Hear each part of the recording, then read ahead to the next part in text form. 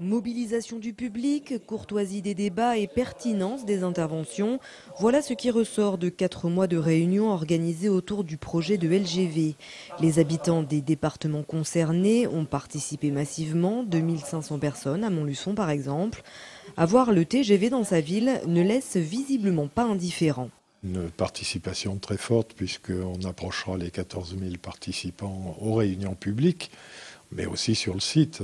La participation sur notre site web a été très, très importante. 500 questions posées, 1200 avis ou contributions qui ont été déposées sur le site ou envoyées par courrier. Pour RFF, l'important a été de connaître les arguments qui faisaient pencher la balance vers l'un ou l'autre des scénarios. Tous ces avis ont contribué à nourrir le débat et à soulever des points qui n'avaient pas été pris en compte a priori. En tout, 13 études complémentaires ont dû être menées pour répondre aux interrogations des débatteurs. 13 études, c'est beaucoup. Dans le temps du débat, ça veut dire qu'on a produit en même temps que le débat avançait. Alors sur des thématiques qui étaient en fait celles initiées par le public.